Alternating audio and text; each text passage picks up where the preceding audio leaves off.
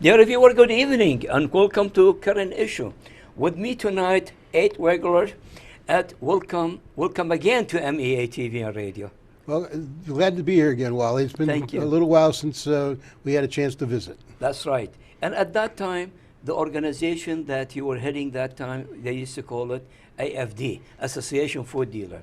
But of course, throughout the year and your expansion to a different state and all that, you changed the name. So what do we have the name today? Midwest Independent Retailers Association, MIRA, M-I-R-A, Midwest Independent Retailers Association. Okay. And what cover? You know, you mentioned you cover different state beside Michigan. Yep, we're headquartered in West Bloomfield. Okay. And we have members in Michigan, but we also have members in Ohio and in Illinois, basically the Chicagoland area. You know, we merged, AFD merged, the Associated Food Dealers merged with the Service Station Dealers Association of Michigan back in 2006. Those are the gas station dealers, and you know. Yeah. And what happened was back in 2006, if you remember, most of the gas stations repaired cars also. Yes. But they started to convert those repair shops into convenience stores. Yes, and they where got they the liquor sold license, chips the beer and like and pop and coffee and cappuccino and bagels and pizza. Yeah, and there are some of them they sell liquor and beer and wine. Beer and wine and liquor. It's expanded into that. Yes. And many of your grocery stores were adding gas pumps. True. Well, the guys and gals that operated gas stations and repaired cars, they didn't know how to run a store very well. And the store owners, they didn't realize when they put gas pumps in all the liability they were taking on with regard to handling gasoline and the underground storage tanks and the piping and the possible pollution aspect of it. And so back in actually 2005 is when we started to talk. The two associations got together, had a couple members from each association get together, form a committee, and talk about merging because our challenges overlapped, you know. And in 2006 is when we finally pulled the trigger and merged and became the Associated Food and Petroleum Dealers. I remember that very well, yeah. Right, in 06. And then for about, you know, the next 8 or 10 years, we rode with that name, the Associated Food and Petroleum Dealers. We expanded into suburban Michigan. We expanded more into Ohio. We expanded only in about the last 2 years into Chicago and Illinois. That's a kind of a new venture for us.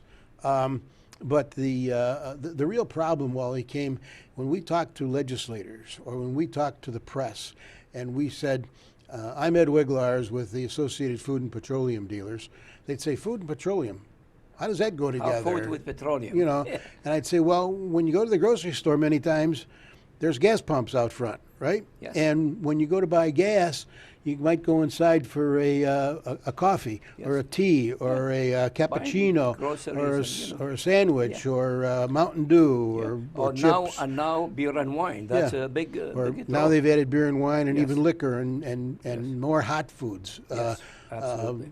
Food service has become a big item in the convenience store business because people don't want to wait they don't want to wait in Costco behind the guy buying a mattress and a jungle gym to buy a gallon of milk and a loaf of bread. That's right. Yeah. So the convenience store has some convenience, and so for several years, our board of directors fumbled around with let's come up with a new name that more adequately describes who we are. I see. And so after going through a number of names and thinking about some and throwing others in the wastebasket, we finally settled on Midwest Independent Retailers. And our thought here was we're located in the Midwest.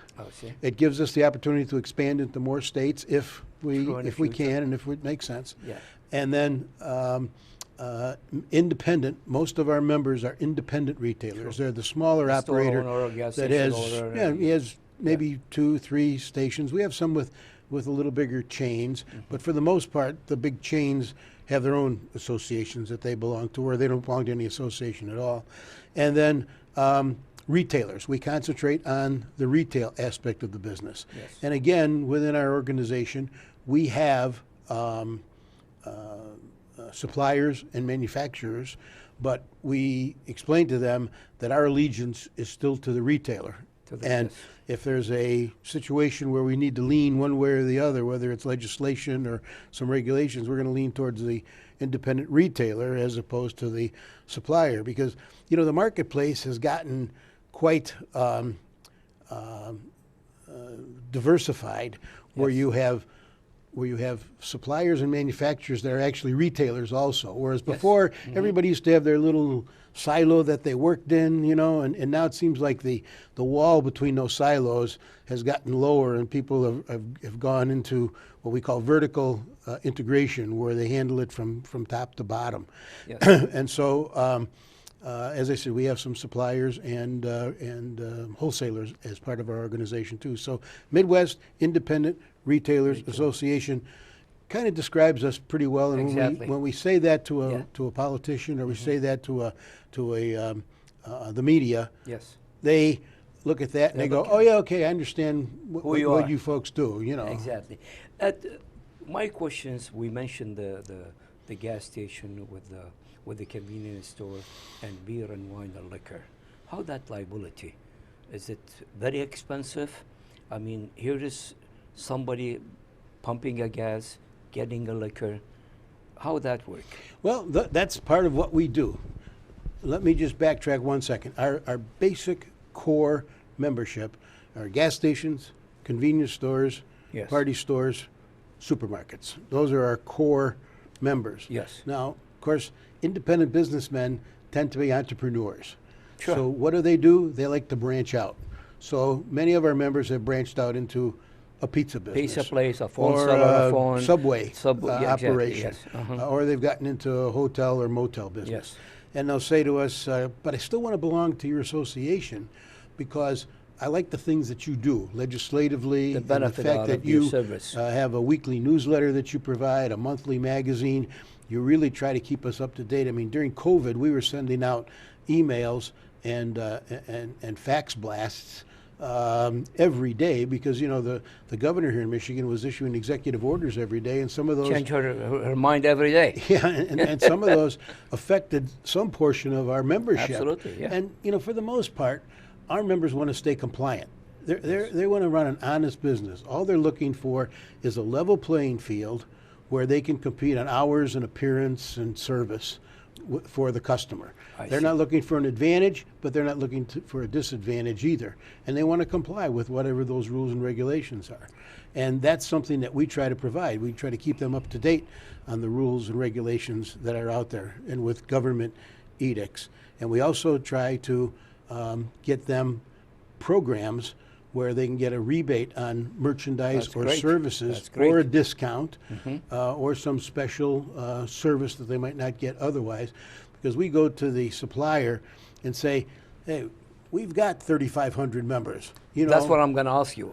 What's the membership? About 3,500 Wow, great, locations. great, And, yeah. and we're saying, we're not as big as Myers, but when you put all 3,500 together, Beat we're big. 700 miles. So how about you give our guys a little Yes. bit of a preferential treatment, a little bit of a discount or a rebate, Yes. and we've got about 40 programs that we offer. Now, not every member is going to be able to use every program, but a lot of them can use 10 or 12 or 15, and we get some of them that get as much as several $1,000s a year back in rebates, which is much more than our dues is to belong to the association. But when you talk about the liability, Yes. for the gas station, you've got liability for the underground storage tanks. Okay.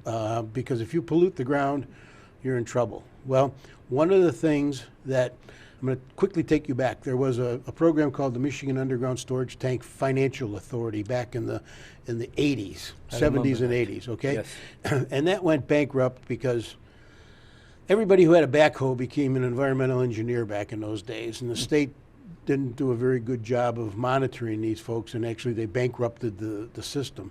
And so the retailers who were selling any kind of refined petroleum product had to carry their own private insurance to cover any pollution that might occur from the That's leakage. very expensive, probably. Of underground storage tanks or their lines. Yes. And they did that till about 2007, actually.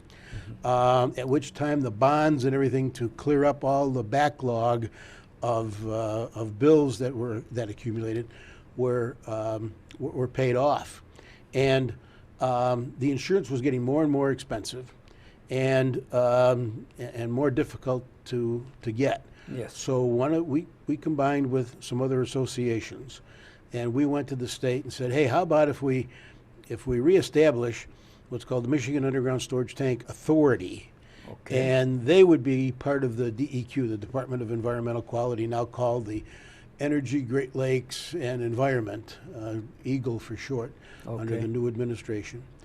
And we will put in a penny a gallon charge. And there was already a 7/8 of a cent charge to pay off these bonds. So since those bonds were paid off, we said, let's increase that to a penny a gallon, and that will be used to finance underground storage tanks. Somebody have a problem with that. Right. And needless to say, you still have to operate the underground storage tanks according to the rules and regulations. You can't just say, okay, I'm absolved of all responsibility because I'm paying the penny a gallon. Yeah. No, there's rules and regulations like, daily inventory of your underground storage tanks, making sure that the number of gallons that goes through your pumps equals the number of gallons that went out of your tanks. Because if more went out of your tanks than went through the pumps, that means you've got a leak. That's right. That's right. Yeah. So, and that's major problem. Yes. Yes. And it can cost, I can say it could cost millions, but realistically, a cleanup right now is somewhere in the area of $350,000 to $400,000 To clean to do a cleanup. the And so, that's an issue. And we were instrumental in getting that department recognized, and that department developed as a arm of the Department of Environmental Quality. And so now gas station owners don't have to buy that underground storage tank insurance. Yes. That's an expense that they don't incur. Yes. As far as liability for liquor, yes, liquor liability. Oh, there is liquor and that's liability, that's a program that we have also. We have a couple insurance companies that specialize in like North Point liquor, and other way. right, that specialize in liquor liability insurance. Sure. And at a reasonable cost. Yeah. And then again, the liquor store, not only do they have to check IDs, that's one thing. You can't sell to somebody who's underage, but you also can't sell to somebody who's already inebriated. In other words, that's just as bad, and that's a violation. And get up and do accident and cause all the problem. Yeah. Just as if you sold it to a underage a minor person. And to help with that, we also provide at our cost, basically, the training for your owners and your employees about how to check for IDs and how to look for somebody who may have been what I call overserved, Sure. And the biggest thing about this training, Wally, is that we try to help the employee defuse the situation with the customer, where I don't say to you, you're drunk, get out of here. No. Yeah. I'm saying, Wally, I'm really concerned about you. Way of talk, I think you've had maybe a little too much today. Maybe you've had some alcohol with some medication, and the you police don't look right to me. Yeah, the police are out there doing these sting operations and everything. And if you get picked up for driving under the influence, not just under the influence of liquor, but even under the influence of prescription drugs, that's right. You're looking at $8,000 or $10,000 by the time you pay an attorney, and the big thing suspending license, and and the big thing is your insurance goes up for the next 3 Insurance. years. Oh my God, yeah. So why don't we call you an Uber, or why don't we call you a Lyft car? Yes. Or can I call a friend? And this way, not only do you help the customer, but you keep the customer. Absolutely. Because, as I always say, you look after dead customers and customers in jail don't buy anything. That's so, right. And you don't want to, you don't want to embarrass the customer because then he's probably not going to come back either. So that's some training that we provide. We also provide training for that gas station operator as to how to comply with the rules and regulations and how to monitor his underground storage tanks and monitor the product that's in those underground storage tanks so that he can comply, because the state comes around at least every 3 years and checks all your records to make sure that you're not causing pollution to the ground where those underground storage tanks are operating. Absolutely. Now, we've seen a major shift from the administration. The administration before, they opened the pipelines for they give the federal land to get oil from there. What do you call it? Drilling on federal property, leases. Yeah. And we came to a point that we not buying any drop of oil from overseas. Matter of fact, we were selling the oil. Now this administration, they stopped that drilling. They stopped the pipeline. And soon we're gonna be buying the oil from the Middle East or anywhere else. And that, of course, is going to increase the price. And you have a lot of number of gas stations. And they want to promote the electric car that doesn't need oil. And again, that's going to hurt the gas stations. Can you give us a picture what's happening and why? Yeah, I'm not sure I can tell. Well, I could speculate as to why. Yeah. I think the current administration is being influenced by the people that want us to move on to electric cars that don't pollute at the car anyway. Yes. They may pollute at the manufacturer where they make the batteries, and they may pollute where the All electric the smokes and power all that. plant is, but the tailpipe doesn't pollute. Yeah. And you're absolutely right, Wally. For somebody that's not in the petroleum business, you're absolutely right. Over the last 2 or 3 years at least, we've been exporting oil because we've had enough to be independent. Sure. Absolutely. Because people, the previous administration allowed the oil companies to drill on government land in exchange for a lease. Yes. Well, this administration said, we're not going to honor those leases. You can't drill Work on, against the on environment. you can't drill on that property anymore. And they cut off the construction of the Keystone XL pipeline, which was going to bring, again, cheap crude from North and South Dakota and from Canada down to the Texas Gulf Coast, where a lot of the refineries are. Again, so we could remain independent. Yes. And at least 11,000 people out of work with Just good paying job. Good paying out of union work now jobs because of that. on the Keystone XL pipeline. Good paying union jobs, welders and pipe fitters. And putting pipelines are the cheapest way to transfer liquid and the safest way to transfer liquid. Because it's underground. It's under the ground, and I'm not going to deny that occasionally there's leaks, but they're pretty well monitored to make sure that situation is mitigated. In other words, it's kept to a small amount. And I was surprised that this administration that had so much support from the unions would have shut down the Keystone XL pipeline, which is the lost union jobs. Yeah, about 11,000 good-paying union jobs.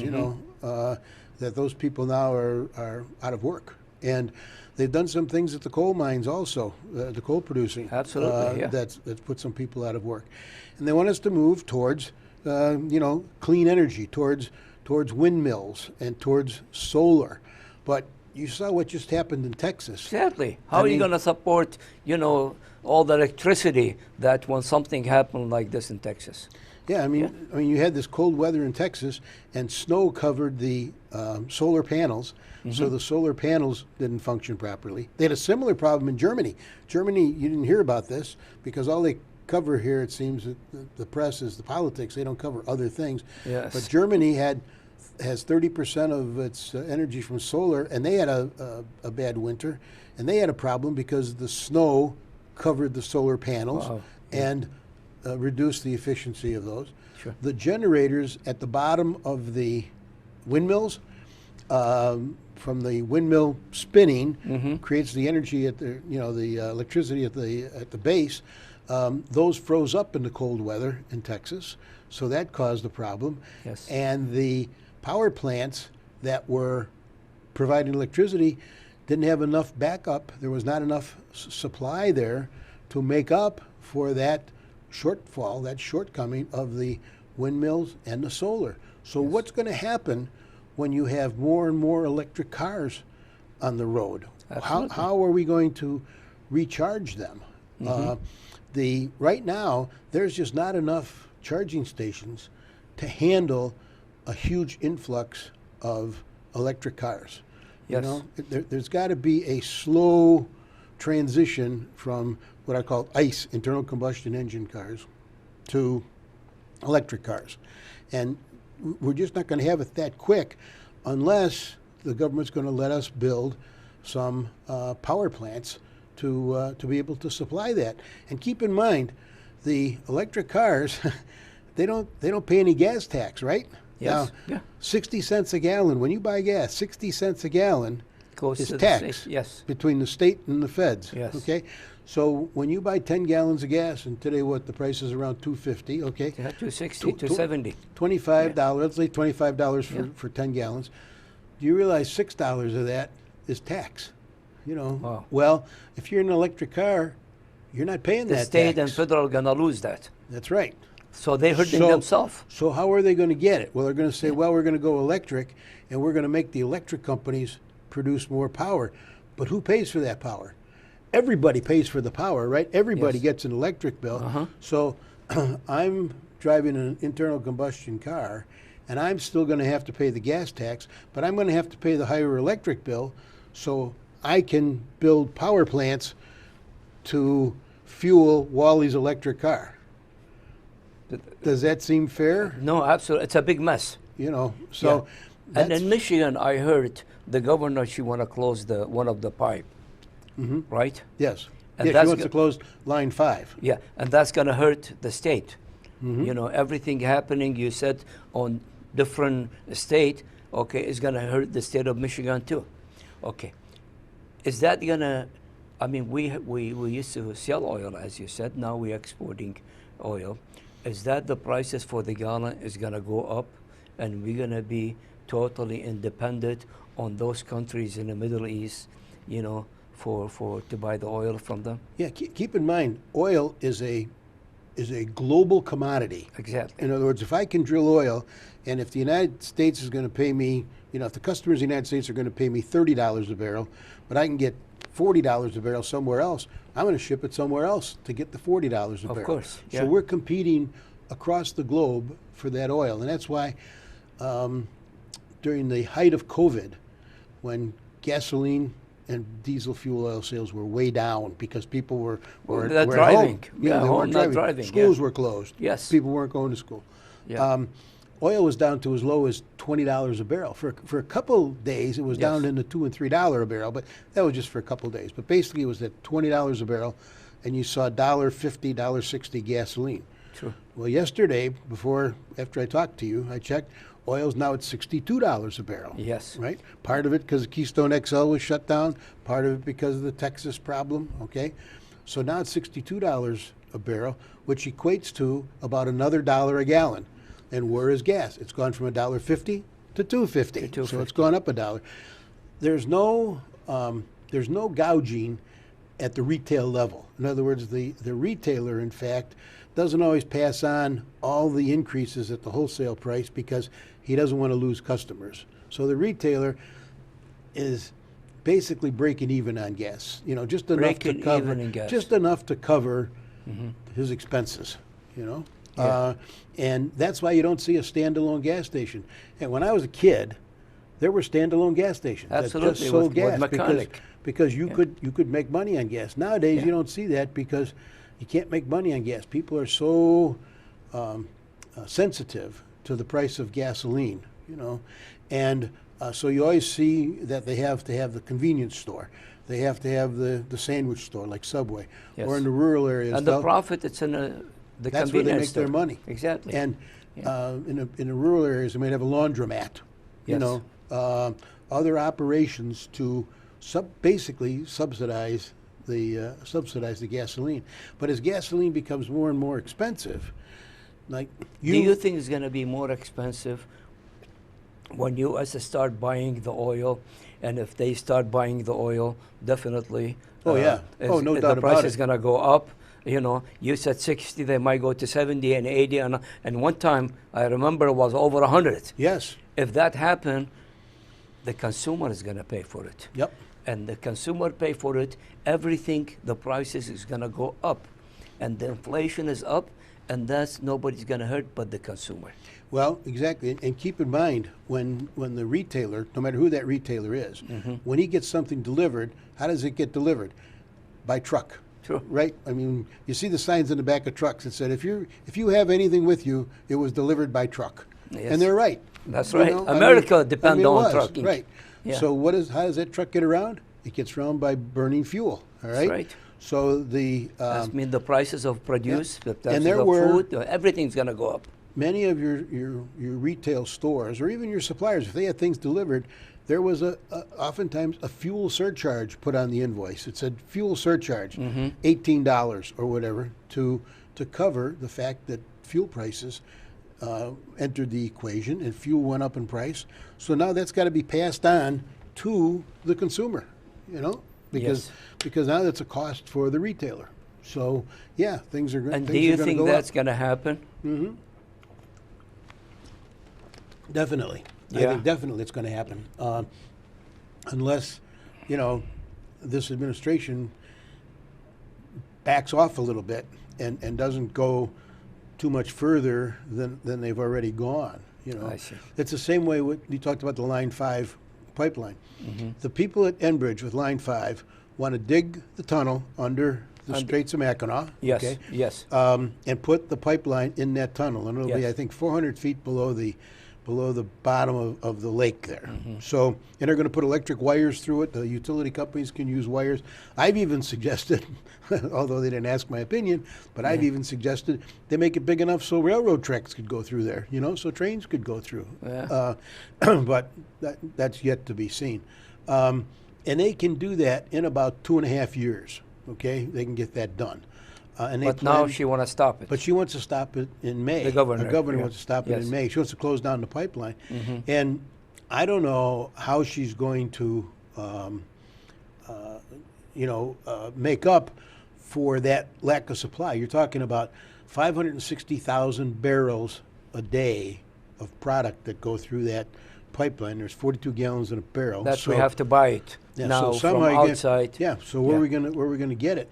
And one of the things that I read the other day that is encouraging is that the Prime Minister of Canada wrote a letter to the governor saying it's going to cost 20,000 jobs in Canada if she shuts it down. Yes. And that's important to Canada. Of course, And she may have to back off on that requirement. I think since the permits have been already allowed to Enbridge to start the tunnel, let them start that tunnel and get it done. You know, Yes. and they'll have it done in say 2.5 years, and then they can transfer the movement of that product through the new pipeline and get it out of the old one. I mean, I think we're gonna wind up with it no matter what, and everything that's being done to delay it just makes the exposure worse. You know? Yes. And the pollution is global. It's a global. And we paying heavy price to have a better environment, better, more clear air. But the countries in the world, the third world country, China, they bring in more pollution that probably 20 times what we have here in the U.S. So we're not doing nothing. China is building 100 coal-powered power plants right now. That means the environment, So- the air will be all over the world, not just in China. Yeah. No, you're absolutely right, Wally. And India, too, is building India, coal-fired Yes. power plants. So while our power plant people are being restricted as to what they can do, and they're having to use more expensive methods to produce the power, which costs more money. And Yes. let's face it, the power company isn't going to finance that out of their pocket. They're going to finance it by raising their rates. You know? Absolutely. It's like when people say And to it me, goes to the consumer. Yeah. when people say to me, well, tax the corporations, tax the corporations. Bottom line, corporations don't pay any taxes. Yes. They pass that down to the consumer. Absolutely. So the Yeah. consumer winds up paying the tax. Yeah. You know, and you're absolutely right. If you know, since the astronauts have taken pictures of our globe from the moon and it only looks about this big, Yeah. we're all sharing that same atmosphere. Absolutely. And- And I heard, I never been to China, but I heard there is river in China, if you see through cigarette, it'll light fire. That much bad pollution there is there. Well, I've had some friends in the auto business who have been to different cities in China, and they said that you know, you can look at the sun because the sun actually looks like the moon because of all the pollution. Wow. You know, whereas here, you know, don't look at the sun, you're gonna burn your retinas. But in China, they said you can actually look at the sun because you're looking through all this pollution. You can't see the tops of the buildings because of all the pollution. You know, it's And always we spending dingy. all that money, and we hurting our people, and they tax them different indirectly by increasing all those prices. You know, at the lockdown, especially in Michigan, you know, different state like Florida and you know Texas and all that, they open up the business is almost as usual, but here in Michigan, and we have the lockdown, and a lot of people lost a lot of business. Is that affecting your members too at the gas stations? Because if people, they don't go out, they don't go, you know, they're not going to spend money in a gas. And the problem is not just the gas. They don't go to gas station to shop from the convenience store. So is that hurting your member? Yeah, of the four groups that I mentioned, Yeah. the people that have been hurt the most are the gas stations. And in some cases, their volume was down 50 and 60% for Wow. some months compared to what they normally would be. And the, Now- and the convenience store too. Yeah, the convenience store was affected because they didn't have the traffic. Yeah, you know. exactly. Yeah. Now, in talking to our members, we're probably down 20% from what it used to be. And keep in mind, your newer cars get better mileage. So Yes. if I bought a new car, theoretically, that new car replaced some car that was 15, 20 years old that got 17 miles to the gallon. Now my new car gets 25 miles to the gallon. So if I travel the same route every day and use it the same way I use the old car, I don't need I'm more buying less gas. Absolutely. You know, Almost so half. That's a problem. Yeah. The convenience stores were affected Yes. by that same thing. Liquor stores were considered essential, and actually, because bars and The restaurants price. were closed, Yes. they did better. People sitting at home. You know, yeah, Drinking every day. They sat Yeah. at home and they couldn't go to the bar to drink or buy, so they bought from the liquor store. Liquor store. So our liquor store members did okay. They incurred expenses to keep sanitizing the place, to put up the plastic shields. This is all expense. To give Yeah. protection equipment to Yes. their employees, have signs made, Yeah. all that stuff. So The you know, gloves and the it was- masks and you know, Yeah. this is all expense. Yep. So the store owner or the gas station owner, he have to, you know, increase the prices so he could, you know, manage how to operate. Yeah. And then the supermarkets, you know, they were considered essential, of course, so they Yes. never closed. But you know, while people say, "Oh, you were still open during the pandemic, lucky you," but it wasn't all peaches and cream for them either, because what the problem was, oftentimes they couldn't get all the merchandise that supplier, they needed because they're if not there was a given. problem by the supplier or the manufacturer, Exactly, yeah. you know, like remember we had the big problem with the meat purveyors. Yes. They couldn't they laid off employees, so they were only using certain cuts of meat. And I was talking to one of our former chairman who has a couple supermarkets, and he was telling me, the other day he had like an $80,000 order coming in, and he got $57,000 worth. The rest of it wasn't available. Yeah. So and I heard the liquor store, half of the order from the liquor they cannot get. Yes. Because, Yep. no delivery. Yep. The supplier doesn't deliver. And so, you go in some stores and there's some empty shelves because they don't have everything you want. And then they had to put up all the plastic, barriers.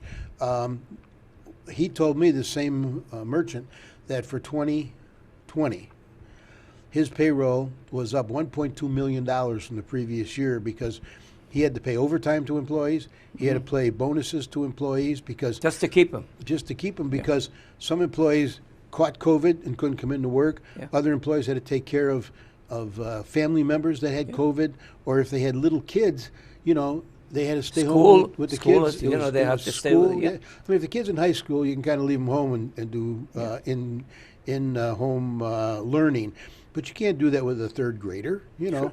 A lot of moms, they quit the job just to stay with the kids. Yep. Because they cannot go to school. So it hurt everybody. Yes. I mean, gas stations worse than anybody of our four categories, but even the supermarkets that were able to be open, they were okay, but they weren't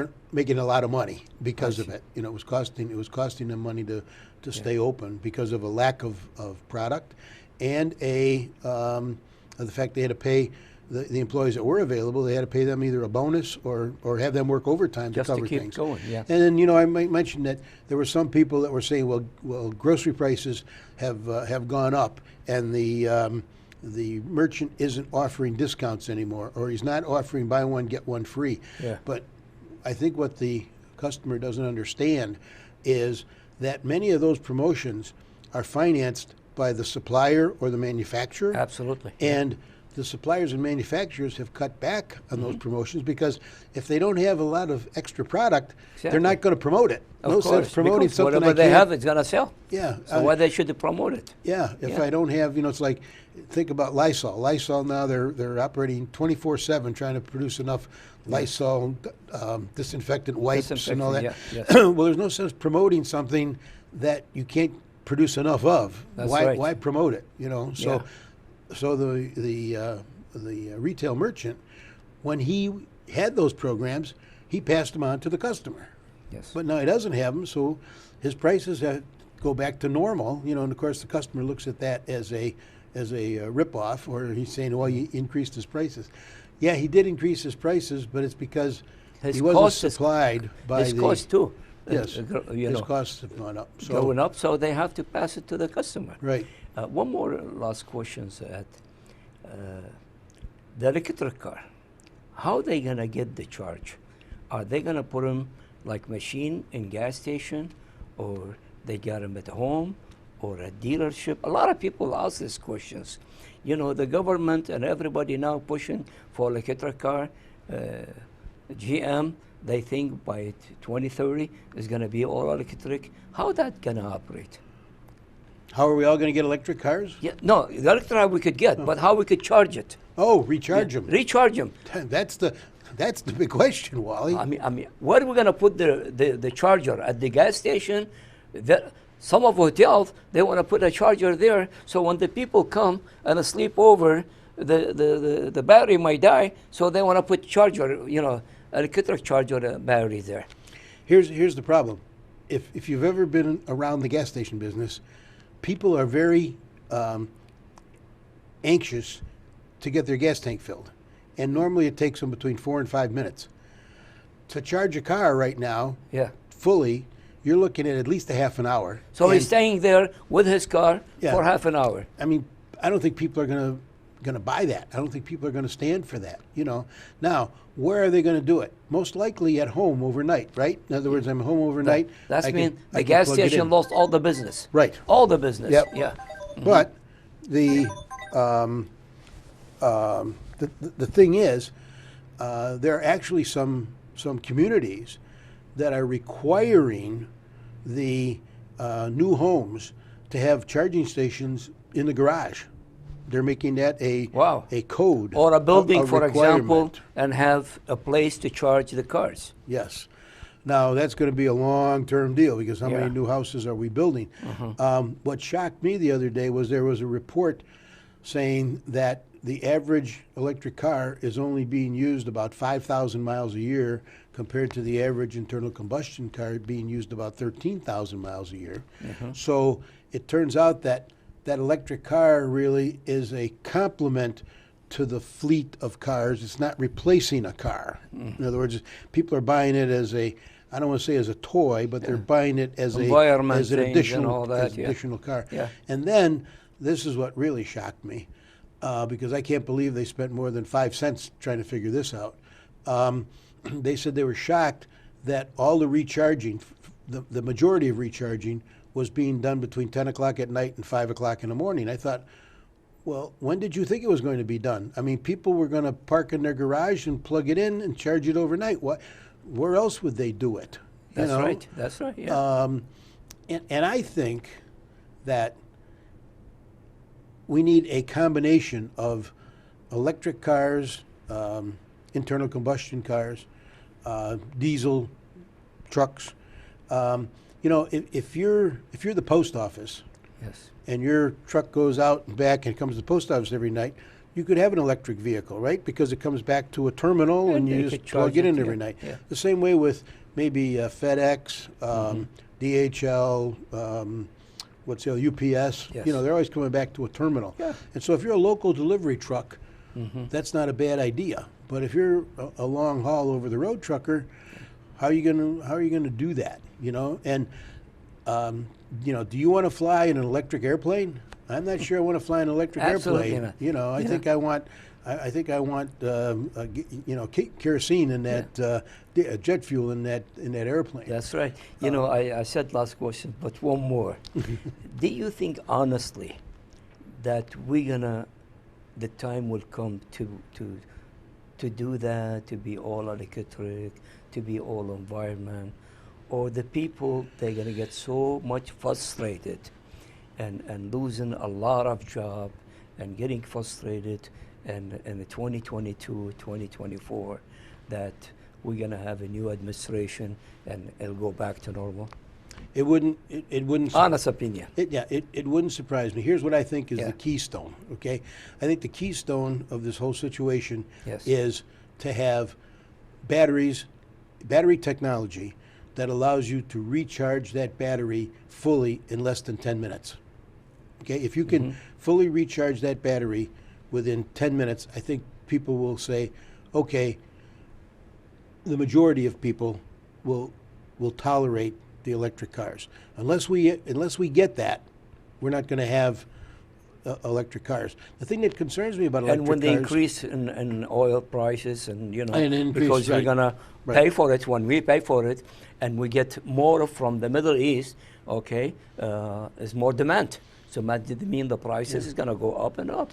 see what happens too, Wally, is the folks that do some of these surveys, they take into consideration all these averages, which is fine. But what happens on you know, the Wednesday before Thanksgiving, when everybody's traveling to Grandma's house, Yes. right? And so everybody's in a different city now. How are they going to get all those cars charged? Right. To make they're not at their home, and the home that's there is being used by the car that normally resides there. How are we going to have enough recharging stations to recharge all those cars? That's right. That to me is A lot of frustration. and so I think there could be pushback by the motoring public saying, Yes. no, we're not gonna stand for this anymore. And I think that's there what's could gonna be happen. there could be a tipping point Yeah. if we get to, like, and this is just me, but if we get to $4 a gallon, I think people are going to say, wait a minute, Absolutely. I would I get don't- very frustrated. I don't care. Yeah. I'm not paying $4 a Yes. gallon. We're not going to. Yeah. I don't want an electric car that badly. You're not going to force that electric car down my throat. You know. Although I never look at the price when I go get the gas, but a lot of people, and especially when they hear the gas is, you know, is more expensive and more, they're going to pay attention. And every time they're going to pay attention, they're going to get frustrated. Yes. Yes. Ed, I know about 20% of your member are from the Middle Eastern community. And I want a message from you. It's been a while since you came and give message to the Middle East. What do you want from them?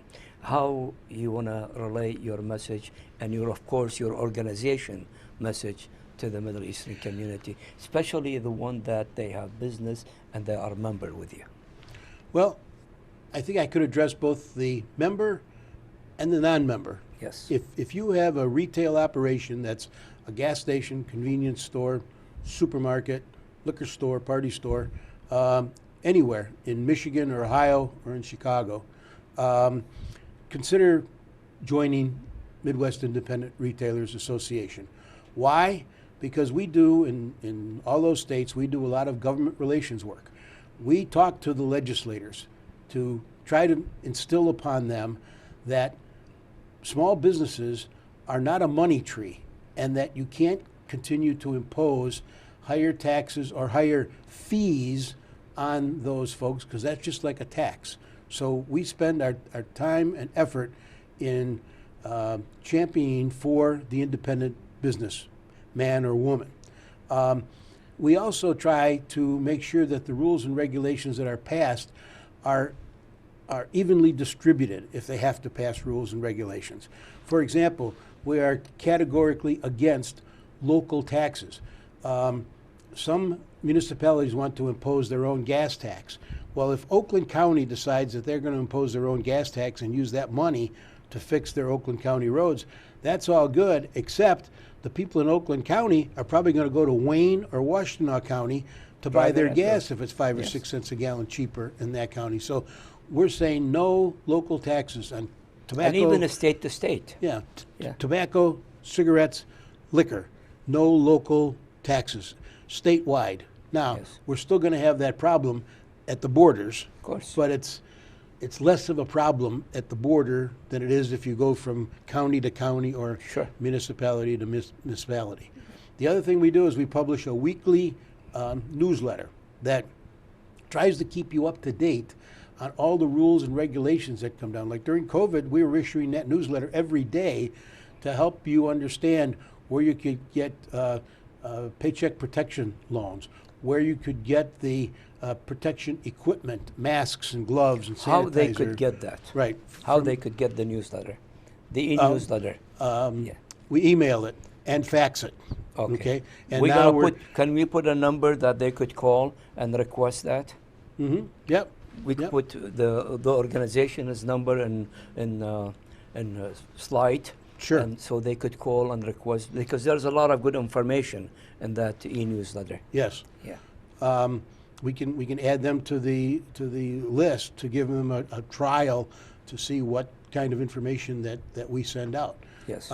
We also publish a monthly magazine, but in today's day and age, I look at that magazine as almost a history book, because by the time we write the article and get it to the printer and then the post office delivers it, it's old information, you know. Yes. But some of the things that we try to put in the magazine excuse me, are things that you might want to keep for future reference, you know, having to do with contracts with your supplier or something. You might want to refer back to it, you know. We do some charitable events.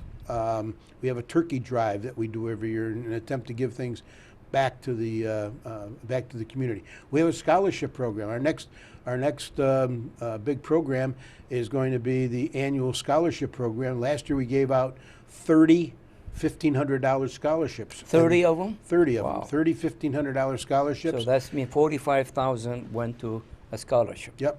And we did that. You can apply online if you're a member, if you're a member of an owner's family, if you're an employee or part of the employee's family, or even if you are a customer of a member store. I see. You can apply online for that scholarship.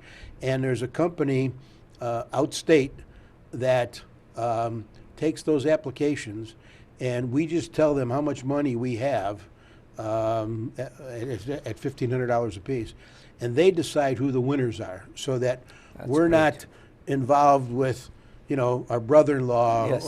or some employee at the association True. or something that Yeah. that might get the scholarship.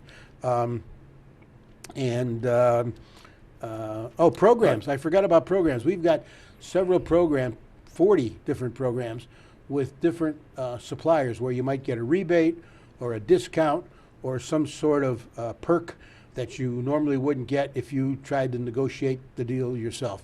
Number one, we vet or clear the retailer or the supplier. We want to make sure that that supplier is legitimate, because I know you get 20 phone calls a day from people trying to sell you something, whether it's accounting services or whether it's a product of some sort or a service of some sort. And you can't, number one, you don't have time to field all those phone calls. And number two, you surely don't have time to make sure you're dealing with legitimate operators.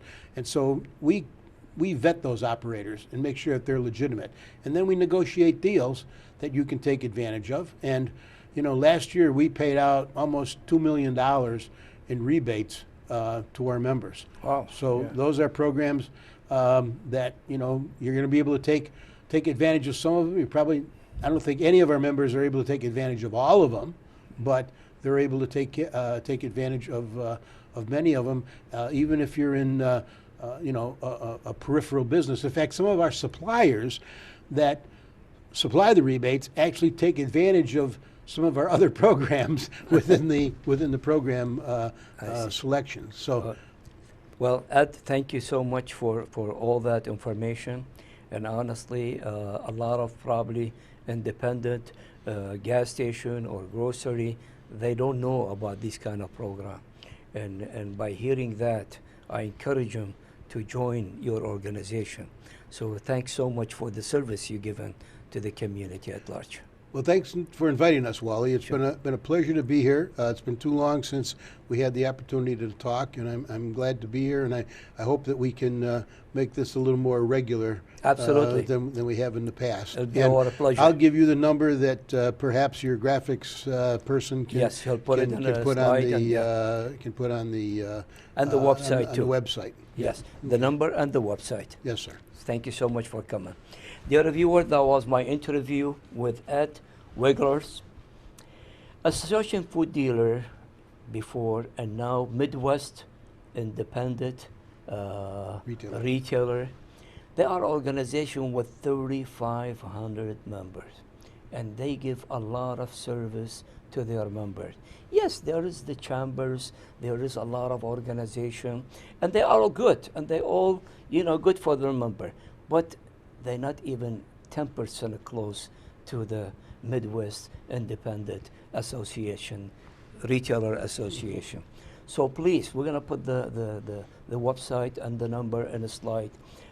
If you are interested, you could call them, request the newsletter, and there's a lot of good information for any independent business. If it's a grocery, if it's a pizza, if it's a gas station, that you could benefit.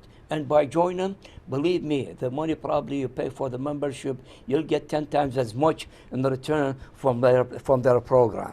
So I encourage you to call them, to contact them, and be a member with them. Thanks for watching, and good night.